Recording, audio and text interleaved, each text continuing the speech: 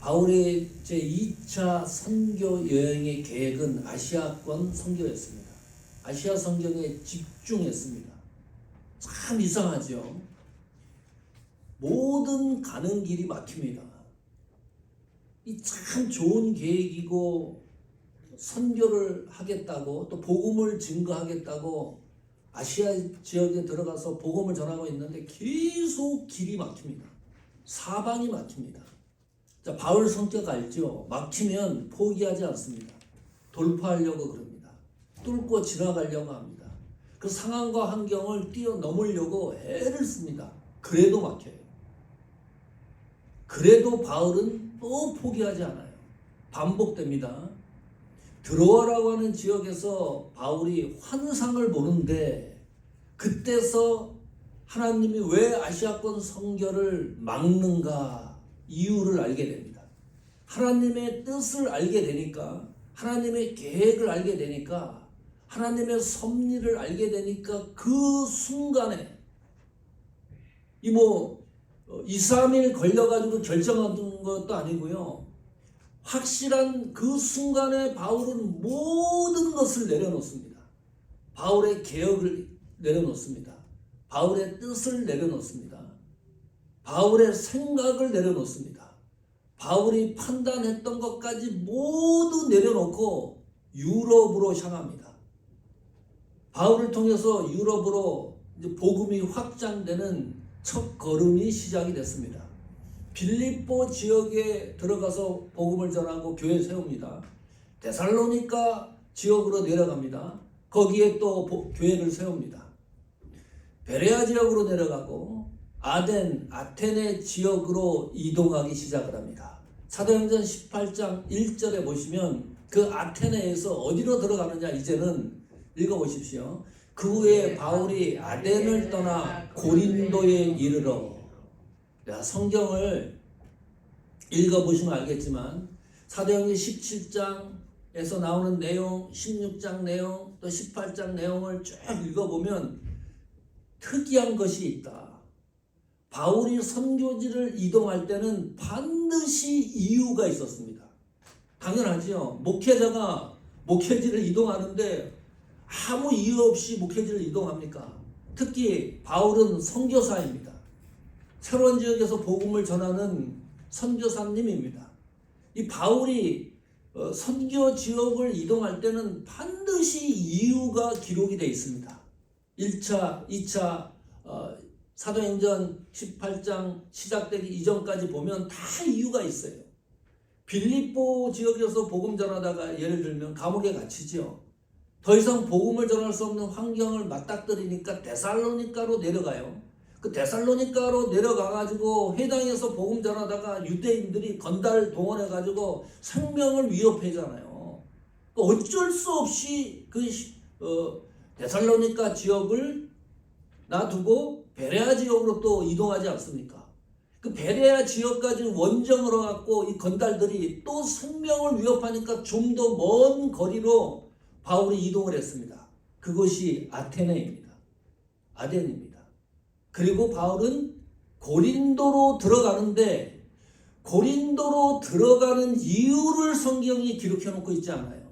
참 이상하다. 그 성경을 읽다가 느끼는 겁니다. 왜 다른 지역의 이동은 다 기록을 해놨는데 고린도로 들어갔을 때에는 그 후에 바울이 아덴을 떠나 고린도에 이르러 이유를 몰라요. 이 지도를 보면 아테네가 여기 있으면 고린도는 여기 있습니다. 이 아테네에서 고린도까지 거리가 80km, 49마일입니다. 그리고 에베소가 여기 있어요. 처음 출발지였던 안디옥이 여기 있습니다.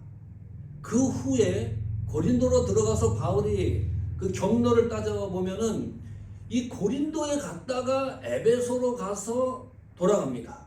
그러면 우리 생각에 아테네에서 굳이 49마일 고린도까지 가가지고 힘겹게 에베소 들려서 출발지로 돌아가는 것이 아테네에서 바로 에베소로 갔다가 출발지로 돌아가면 이것이 효과적인 방향성인데 굳이 바울은 고린도로 들어갔다가 에베소 거쳐서 안디옥으로 갑니다.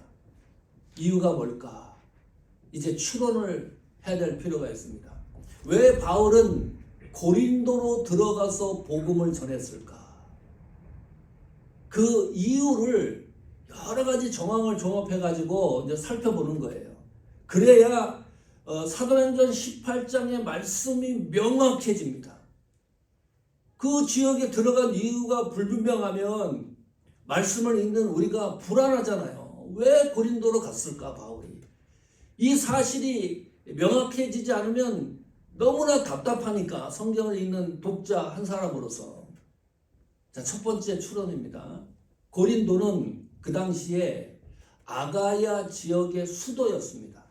아테네도 아가야 지역의 한 시리였습니다. 수도였어요.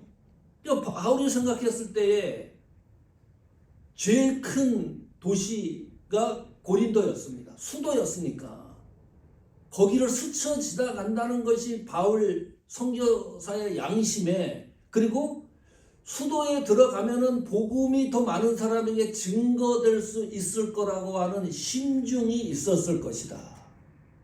두 번째 추론입니다. 이 바울의 선교에 대한 자존심 때문입니다. 17장 34절 보십시오. 같이 읽겠습니다. 몇 사람이 그를 가까이 하여 믿으니 그 중에는 아레오바고 관리 디오누시오와 다말이라 하는 여자와 또 다른 사람들도 있었더라. 이 사도행전 17장 34절의 말씀이 어떤 결론입니까? 아테네에서 선교를 한 결론을 기록해 놓은 거예요. 자, 바울이 다른 선교 지역에서 선교한 결과를 합리적으로 생각을 하는 겁니다. 객관적으로. 그것을 이제 비교를 해보잖아요. 아테네에서 선교 결과가 너무 미약해요. 다른 선교 지역과 비교했을 때. 교회가 세워진 것도 아니고 누군가가 뚜렷이 바울 복음을 듣고서 믿음의 영웅이 나온 것도 아니고 너무 약해 보이는 거예요. 이 성경을 다시 유심히 보시면 몇 사람이 그를 가까이 하여 믿었다. 바울이 전한 복음을 듣고 믿은 게 아니라 그 앞에 이 수식어를 잘 보십시오. 그를 가까이 했다. 바울을 가까이 했다. 바울이 전한 복음에는 관심이 없었던 거예요. 듣는 사람들이. 바울의 인격, 바울의 지식, 아테네는 철학 사상이 풍부했던 것 아닙니까? 논리적이고. 바울이 전하는 걸 보니까 생각과 지식과 논리와 합리적인 것이 너무 뛰어나니까 그를 가까이 했다. 다른 영어 성경에는요, 믿으니라고 하는 이 단어까지 삭제됐습니다. 바울을 서포트했다. 그 정도예요.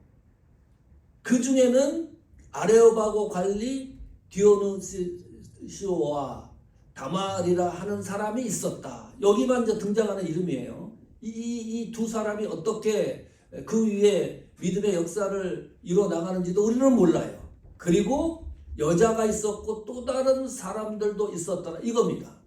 바울 입장에서 보면 속이 뒤집어지는 거예요. 기적이 일어났습니까? 아테네에서. 귀신을 들린 사람을 쫓아낸 일이 있습니까?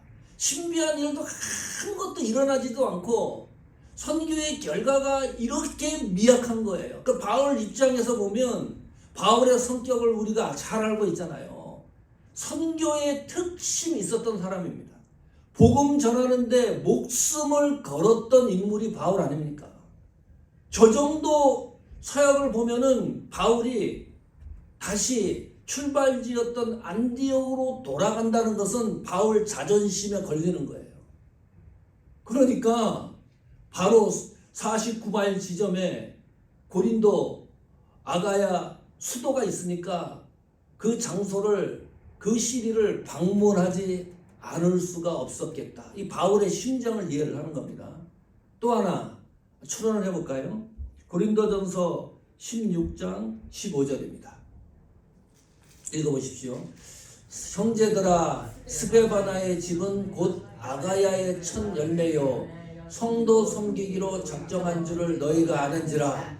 내가 너희를 권하노니. 자, 아가야라고 하는 단어가 나왔습니다. 이 아가야가 그 당시 하나의 스테이트 정도입니다.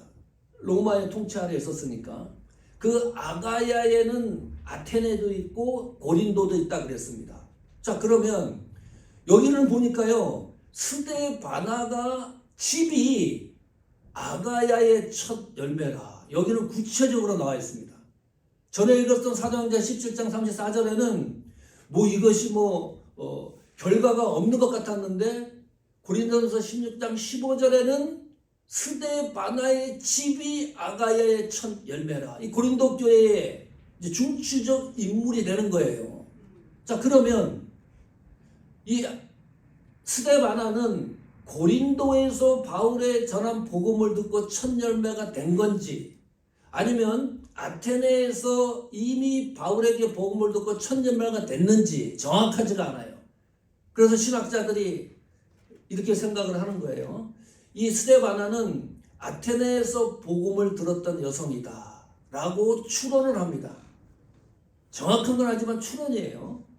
그래서 이 스데바나를 통해서 바울은 고린도의 상황을, 이 고린도 출신이니까 스데바나가 고린도 수도에 대한 정보를 충분히 얻었을 것이다. 그러니까 고린도로 들어가서 복음 전하는 일에 바울의 심중을 이해할 수가 있는 거죠. 이런 상황에서 이제 바울이 이제 고린도로 들어가요. 자, 새로운 도시입니다. 새로운 도시를 가면 그 도시가 어떤 도시인지를 대략 짐작을 해야 되잖아요. 자, 고린도 이 수도는 어떤 도시였냐 하면 항구 도시였습니다. 그리고 상업의 중심지였습니다. 여기 고린도는 또 하나 특색이 있는 게 다민족이 모여서 이 시를 구성을 했습니다. 유대인도 있었고 다른 유럽 지역에서 온 또 다른 유럽인들도 있었고 아프리카인도 있었고 아시아권 사람들도 모여서 하나의 도시를 구성했습니다. 어느 정도냐면 이 고린도는 2만 명이 수용할 수 있는 야외 극장까지 있었습니다. 굉장히 발전된 도시였습니다. 그 당시에. 그리고 또 하나 특이한 게 있습니다. 아프로디테 신전이 있었던 곳입니다. 아프로디테가 누군가요? 어떤 신이죠? 영어로, 이건 헬라어고, 영어로 아프로디테 신은 비너스 신입니다. 우리가 아주 잘 알고 있는 미의 여신입니다. 그 성적인 성애의 여신이기도 합니다. 이 아프로디테 신전에는 1000명의 여사제가 있었습니다. 그 신을 섬기는 거예요. 비너스 신을. 어떻게 섬기느냐? 몸을 파는 거예요. 이 고린도 도시에서 그 사제들, 여자 사제들이 자기 몸을 팔면서 그것이 비너스 신을 섬기는 것으로 생각을 했습니다. 이런 얘기가 있는 거예요. 아주 성적으로 문란한 거죠. 지금 우리가 객관적 시각으로 보면 그런 일을 신을 위해서 어떻게 자기 몸을 팔아요. 코린티아 조마이라는 말이 있습니다. 관용어처럼 이제 굳어졌는데 고린도인처럼 행한다, 그런 뜻입니다. 그러니까 문란하고 성적으로 문란한 사람들을 그렇게 표현했다는 거예요. 관용적으로. 코린티아 조마이, 당신은 그런 사람이다. 아주 부정적인 의미로 사용되기도 했습니다. 이런 곳에 고린도 교회가 세워져요. 얼마나 이 교회가 세상과 복잡한 환경에서 교회가 세워지니까 얼마나 많은 일들이 일어나겠어요. 그래서 바울이 고린도 전후서를 또 쓰는 겁니다. 문제가 한두 가지가 아닙니다. 이 고린도 교회. 나중에 다시 설교할 기회가 있겠지만 보통 복잡한 문제가 이 교회에서 일어나고 있었습니다. 그 고린도로 드디어 바울이 들어가서 첫 번째 만나는 사람이 있습니다. 누굴까요? 너무나 유명한 한 부부를 만납니다. 사도행전 18장 2절입니다. 자, 읽어봅시다. 아굴라라는 본도에서 난 유대인 한 사람을 만났습니다. 글라우디오가 모든 유대인을 명하여 로마에서 떠나라 한 거로 그가 그 안에 보리스길라와 함께 이탈리아로부터 새로 온지라 바울이 그들에게 가서. 자, 여기 보니까 아굴라라는 본도 출생입니다. 본도 출생이라고 하는 것은 이탈리아 로마 땅이 아닌 다른 지역에서 태어난 유대인입니다. 그러니까 정통파 유대인이 아니에요. 우리 종건이를 코리안 아메리칸이라 그러잖아요. 한국에서 태어나지 않았으니까. 미국에서 태어났지만 한국에서 태어난 그 본토 한국인은 아니에요. 그거와 비슷한 거예요. 여기 보면 글라우디오라고 하는 황제 이름이 나오는데 네 번째 로마 황제 이름이 글라우디오입니다. 제9년에 이 로마에서 폭동이 일어났습니다. 정통파 유대인과 이 헬라파, 그러니까 해외에서 태어난 유대인들 간의 갈등이 벌어졌습니다. 이 문제를 해결하기 위해서 글라우디오가 유대인들을 로마에서 추방시킨 거예요. 당연히 아굴라는 본도 출생이기 때문에 추방될 수밖에 없었습니다. 또 다른 신학자는 이렇게 얘기해요. 이 당시에 이미 복음이 로마에 이제 들어가 있었어요. 그럼 개종한 유대인들이 있을 거 아니에요. 신앙인들이. 그 개종한 유대인들과 정통파 유대인들 간의 갈등, 폭동이 일어나서 그 문제를 해결하기 위해서 글라우디오가 해외에서 또는 개종한 유대인들을 추방했다는 설도 있습니다. 어쨌든 아굴라는 이 사도행전 18장 2절에 글라우디오의 추방 명령을 받고 고린도로 내려온 거예요. 이민을 간 거예요. 여기 이탈리아로부터 새로 온지라. 그 이탈리아에서요, 로마에서 얼마나 건축업을 했습니다. 천막 제조업을 했으니까 그 모든 것을 내려놓고 자의적으로 고린도로 입성한 게 아닙니다. 어쩔 수 없이 고린도로 들어온 거예요. 모든 손해를 감수하고 고린도라고 하는 수도로 와서 생업을 이어가는 겁니다. 천막 짓는 건축업을 하는 거예요. 그런 시점에 바울이 아굴라 부부를 만나는 거예요. 이 상황을 충분히 이해를 해야 이제 그 18장, 사도행전 18장 이 하나님의 말씀이 보다 효과적으로 이제 이해가 되는데, 자, 그러면 글라우디오는 이런 사정 때문에 고린도로 입성을 했어요. 우리는 바울이 고린도로 입성한 것을 추론을 했는데 이제 보다 자세한 내용을 가지고 바울의 심증을 찾아보도록 하겠습니다. 사도행전 18장 3절입니다. 신라와 18장 3절입니다. 3절. 18장 3절. 3절. 18장 3절에 보면 이제 성경 한번 볼까요? 생업이 같음으로 함께 살며 일을 하니 그 생업은 천막을 만드는 것이라 그랬습니다. 그 바울과 이 아굴라 부부가 딱 맞은 거예요. 그 당시 유대인들은 무엇을 했습니까? 자녀들에게 교육 중에 일생을 살다가 모든 걸 잃어버릴 수 있잖아요. 그래서 한 가지씩 아주 전문적인 먹고 살 수 있는 그 일을 가르쳤습니다. 그 바울도 천막 제조업, 건축업입니다. 이 아굴라보도 건축업이었습니다. 그래서 그 공장에, 그 사업터에 파트타임으로 바울이 들어가요. 이거 이해하십니까? 자, 또 하나, 그러면 우리가 이 바울의 심중을 좀 이해를 할 필요가 있기 때문이에요. 바울이 선교 지역을 새로운 곳에 들어가면 바울이 먹고 살 이 생존의 문제 때문에 먼저 어디 잡을 구한 적이 있나요? 없어요. 특이한 케이스예요. 18장 2절 3절에 바울이 아굴라 부부를 만나서 잡을 찾았다는 것이 아주 특별한 성경입니다. 다른 성경은 어느 지역에 들어가면 바울은 바로 해당에 들어가서 복음 전하든지 그것이 막히면 길거리에서도 복음을 전해요. 그런 내용이 첫 번째로 성경에 기록이 되는데 18장에서는 바울이 잡을 찾는 것이 먼저 기록이 되어 있어요. 이 바울의 심중을 이해합니까? 아테네에서 선교 열매가 없었는데 고린도에 들어갔는데 회당을 찾아서 복음을 전하는 것도 아니고 또 4절에는 그 이후에 18장 4절에는 안식일마다 바울이 회당에서 강론하고 유대인과 헬라인을 권면하니라 여기까지입니다.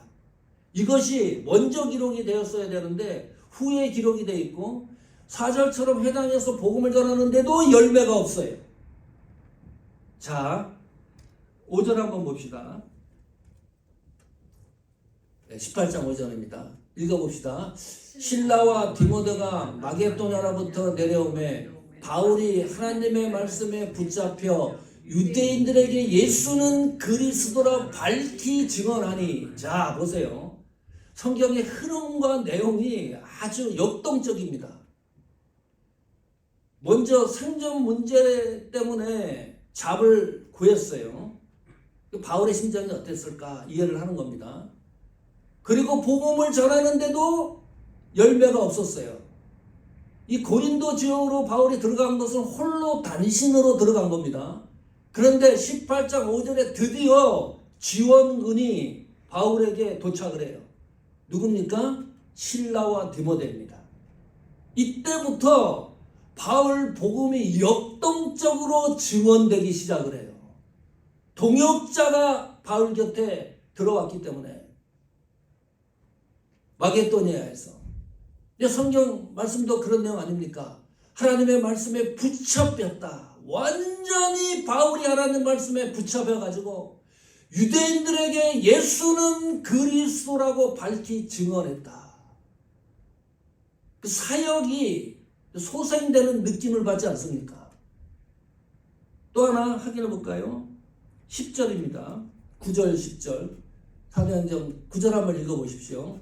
밤에 주께서 환상 가운데 바울에게 말씀하시되 두려워하지 말며 침묵하지 말고 말하라. 이건 누가 말하는 거예요?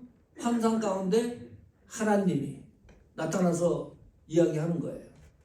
이런 하나님이 사도 바울에게 직접 음성을 들려주는 일이 자주 일어났습니까? 아니에요. 드로아에서 한 번 있었고요. 그 위에는 공식적으로 한 번도 이런 음성을 듣지를 못했어요. 사도행전 18장 9절에 드디어 하나님이 나타나셔가지고 환상 가운데 정확하게 바울에게 힘을 실어줍니다. 두려워하지 말라. 침묵하지 말라. 그리고 말해라. 10절 보세요. 내가 너와 함께 있다. 어떤 사람도 너를 대적하여 해롭게 할 자가 없을 것이니 이는 이 성중에 내 백성, 하나님의 백성입니다. 하나님의 백성이 많이 있기 때문이라. 하나님이 사도 바울에게 위로와 힘을 주고 있는 장면입니다. 그만큼 바울이 힘에 부치고 있었다. 고린도에 들어갔을 때 쓰러지지 않을 것 같은 바울의 심중이 그 정도로 약해지고 있었다. 그걸 증명하는 거예요. 사역에 대해서 생각을 했겠죠. 급하니까 한 번도 그런 일이 없는데 생존 문제부터 해결을 하고. 어디 바울이 그런 적이 있습니까? 그렇게 힘이 들고 지치고 너무너무나 사역에 대해서도 생각을 하고 있었는데 하나님이 동역자를 통해서 위로를 해주고 그 사역을 완성하기 위해서 환상 가운데 직접 말씀까지 합니다. 성도 여러분, 아굴라 부부와 바울이 만난 것은 좋은 환경에서 만난 것이 결코 아닙니다. 아굴라 부부도 추방 명령에 따라 어렵게 고린도로 내려와서 생존을 이어나가는 그 순간에 바울 역시 사역이나 모든 걸음에 지쳐 있을 때 이 사람들이 만난 거예요. 자, 그런데 이게 무슨 일이 일어날까 도대체? 응? 서로 힘든 가운데 만났으니까 기독교 역사의 한 획을 긋습니다. 이들 부부와 이 바울이 협력을 해서 바울 사역이 완성이 됩니다. 바울 사역이 완성될 뿐만이 아니라 하나님이 그 시대의 역사를 주관하는 것을 이 두 사람, 이 부부와 바울이 하나님의 역사를 완성시켜요. 무슨 일을 합니까? 그 고린도의 고린도 교회를 세웁니다. 그리고 그 후에 에베소로 떠나잖아요. 이 바울이 모든 걸 이 부부가 정리를 하고 바울과 동행을 해요. 에베소까지. 에베소 교회를 또 세웁니다. 그리고 복음이 로마로 들어가서 로마에서 복음의 기초가 튼실해지고 그 복음이 전 세계로 확산되는 기초 작업을 누가 하느냐? 바울과 아굴과 이 부부가 하는 거예요. 저 목회하면서 많이 생각을 해봅니다. 인내하는 거 중요하다. 하나님의 뜻과 계획이 성취되는 그 지점까지 걸어가는데 정말 인내를 많이 해야 됩니다. 기다려야 되고 인내해야 되고 그런 것을 많이 이제 보게 되는데 특히 사람과 사람 만남은 너무너무 중요합니다. 하나님이 어떻게 역사를 완성해 나갈지 모르는 일이에요. 교회가 크고 적고 이런 문제가 아닙니다. 하나님이 만나게 해주는 사람들을 통해서 하나님의 역사를 하는 거니까요. 제가 우리 교회를 뒤돌아봤어요. 저하고 관계되는 분이 거의 99%입니다. 없습니다. 우리 황장로님도 전혀 모르는 분입니다. 근데 하나님이 만나게 하셨습니다. 그리고 우리 사모하는 교회의 1호 장로님이 되셨어요. 우리 천변화 권사님 전혀 모르는 분입니다. 길 가다가도 한번 접촉하지 못했을 수도 있어요. 우리 천변화 권사님은 수요 기도회에 우리 교회에 참 출석을 했습니다. 그리고 그 주간에 주일에 목사 설교도 한 번도 듣지 못하고 등록을 했어요. 우리 주영 집사님 피아노 반주 소리를 들으면 알겠지만 만날 수 있는 확률이 거의 없었던 분 아닙니까? 직접 온 것도 아니고 민경선 사모님을 통해서 우리 교회에 와갖고 반주로 헌신을 해요. 이게 어떻게 글로 생각으로 논리로 설명이 가능합니까? 설명이 안 돼요. 참 이게 하나하나 따지고 보면 너무너무 우리 교회 성도들 한 사람 한 사람들 만남과 이 협력과 동역이 놀라운 일이에요. 우리 사모님 한국에 계셨다가 오셨는데 베델 교회가 예배를 못 드렸어요. 코로나 때문에. 우리는 예배 드렸습니다. 우리 교회 오시고 나서 약한 걸 보니까 마음에 결정을 해서 우리가 함께 동행하지 않습니까? 이게 도대체 사람이 주는 마음입니까? 우리 지른식 집사님도 간혹 오시다가 결정을 하고 저희 교회에 출석하지 않습니까? 지른식 집사님이 저하고 아는 사이입니까? 한 번도 그런 일이 없지 않습니까? 그리고 4월 셋째 주에 저희 교회 1호 권사님이 되셔요. 박미라 권사님은 우리가 사인판 붙여놓고 그 전화번호로 전화를 해가지고 우리 교회에 성도가 되지 않습니까? 한 사람 한 사람 생각을 해보면 우리 교회는 참 신기하다. 백승철 목사 친척이 있는 것도 아니고 이런 교회가 있습니까? 보통 뭐가 있어야 되잖아요. 친구가 있는 것도 아니고 핏줄 어머니 부모님들 뭐 있는 것도 아니고 우리에게 하나님이 만나게 하셨으면 반드시 하나님의 역사를 이룬다. 이것이 성경의 진리입니다. 그래서 만남 자체를 소중하게 생각을 하셔야 돼요. 그 사람에 대해서 그래서 인내해야 되고 기도해야 되고 기다려줘야 되고 같이 보폭을 맞춰서 하나님이 어떤 일을 하실지 모르니까 올 한 해는 특별히 하나님이 하시는 역사적인 하나님의 축복의 광경을 우리가 다 목격하는 그런 걸음이 되기를 축복합니다.